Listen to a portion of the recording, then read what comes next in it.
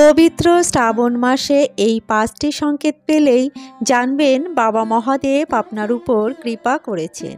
আপনি মহাদেবের ভক্ত হতে পেরেছেন এবং বাবা মহাদেবের কৃপা ও আশীর্বাদে আপনার সকল ইচ্ছা পূর্ণ হবে। আপনার ভালো সময় আসতে শুরু করবে। নমস্কার বন্ধুরা, রিঙ্কু রয় ব্লগ চ্যানেলে আপনাদের সবাইকে অনেক অনেক স্বাগত। আশা করছি বন্ধুরা আপনারা সকলেই বাবা মহাদেবের কৃপায় অনেক ভালো আছেন এবং সুস্থ আছেন। বন্ধুরা, এখন চলছে শ্রাবণ মাস। 22শে আগস্ট সোমবার থেকে শ্রাবণ মাস শুরু হয়েছে এবং চলবে 19শে আগস্ট পর্যন্ত। শ্রাবণ মাসের এই সময়কালের মধ্যে অর্থাৎ শ্রাবণ মাস চলাকালীন সময়ে আপনি যদি এই সংকেতগুলি পান তাহলে জানবেন বাবা মহাদেব আপনার উপর কৃপা করেছেন এবং বাবা মহাদেবের আপনি প্রিয় ভক্ত হতে পেরেছেন। বন্ধুরা, শ্রাবণ মাস অত্যন্ত পবিত্র একটি মাস এবং দেবাদিদেব মহাদেবের উপর সমর্পিত মাস। এই কারণে হিন্দু সনাতন ধর্মে শ্রাবণ মাসের বিশেষ গুরুত্ব মাহাত্ম্য রয়েছে।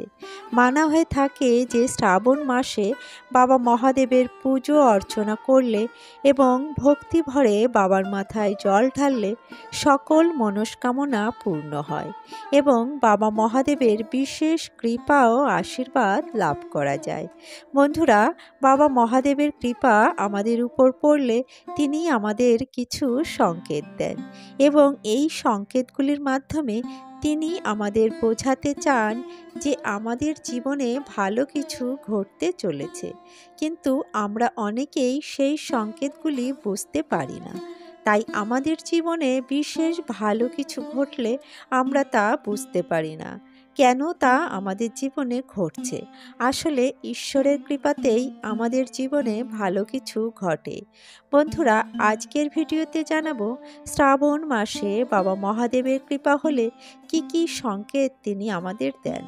তাই ভিডিওর মূল পর্বে যাবার আগে আমার সকল বন্ধুদের কাছে বিশেষ অনুরোধ, ভিডিওটি প্রথম থেকে শেষ পর্যন্ত সম্পূর্ণরূপে দেখবেন এবং ভালো লাগলে লাইক, শেয়ার, কমেন্ট করবেন এবং আমার চ্যানেলে নতুন হয়ে থাকলে আমার চ্যানেলটিকে সাবস্ক্রাইব করে আমার পাশে থাকবেন। তো চলুন বন্ধুরা, ভিডিওর মূল পর্বে যাওয়া যাক। বন্ধুরা, দেবাদিদেব মহাদেব হলেন ত্রিকালদর্শী। পৃথিবীর সৃষ্টির প্রাক্কালে তার আবির্ভাব। তিনি একাধারে নিরাকার, অন্যদিকে সাকার। তিনি স্বয়ং শিবশক্তি থেকে এই ধরাধামে প্রকট হন। তিনি সমুদ্র মন্থনে হলাহল বিষ পান করেন এবং এই পৃথিবীকে রক্ষা করেন। সেই থেকে মহাদেবের এক নাম নীলকণ্ঠ। সমুদ্র মন্থন এই শ্রাবণ মাসেই হয়েছিল। সমুদ্র মন্থনের পর যে বিষ বা গরল উঠে এসেছিল সেই বিষ বা গরল পান করে নিয়েছিলেন বাবা মহাদেব এই পৃথিবীকে বাঁচাতে। বিষের জ্বালায় যখন তিনি ছটফট করছিলেন তখন দেবদেবীরা বাবা মহাদেবকে জল অর্পণ করেন বাবা মহাদেবকে শান্ত করার জন্য।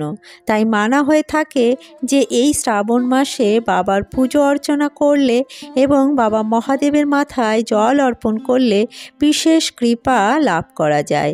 বাবার আশীর্বাদ বা কৃপা লাভ করলে বাবা মহাদেব আমাদের কিছু সংকেত দেন।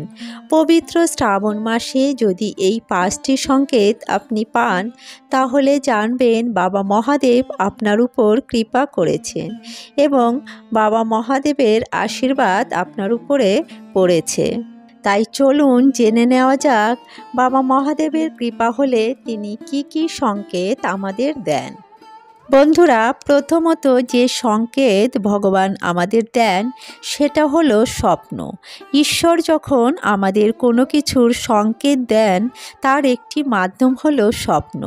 স্বপ্নে যদি আপনি ভগবান শিবকে দেখেন অথবা শিবলিঙ্গ দেখেন বা শিবলিঙ্গে জড়ানো কোনো সাপকে দেখেন তাহলে জানবেন ভগবান শিব আপনাকে কৃপা করেছেন।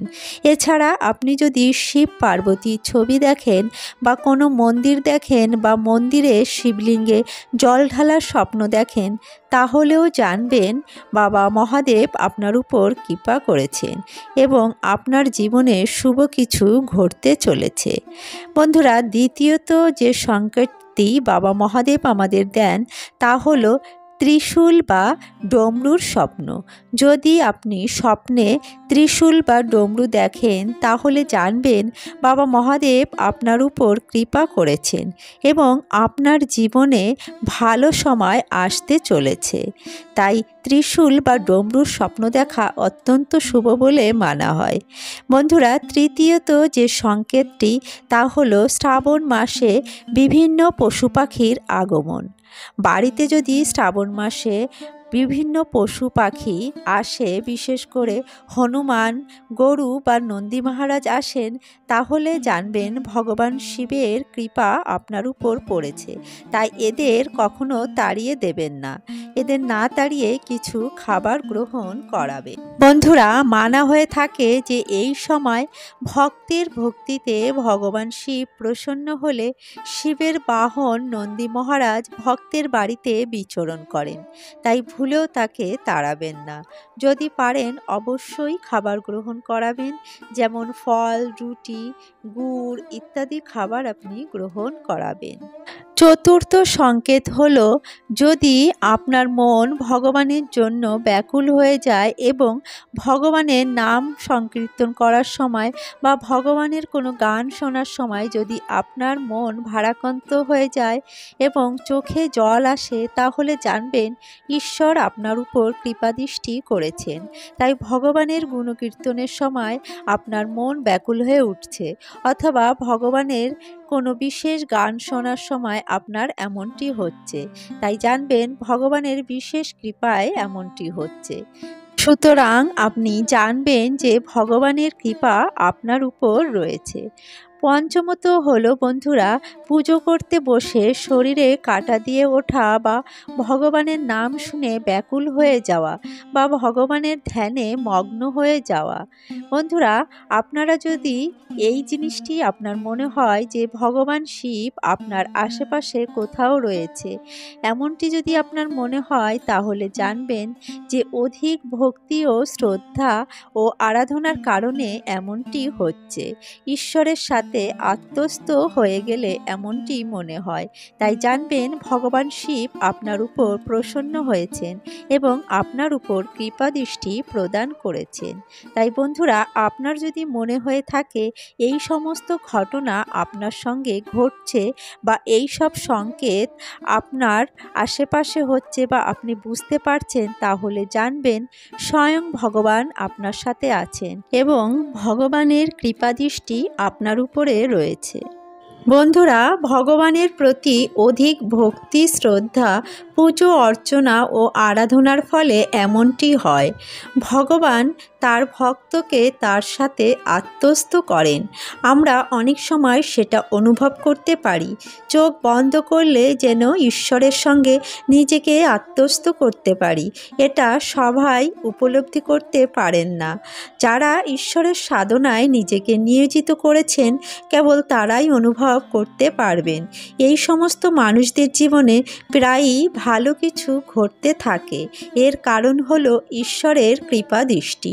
এর ফলে আমরা বুঝতে পারি যে ভগবান আমাদের উপর কৃপা করেছেন।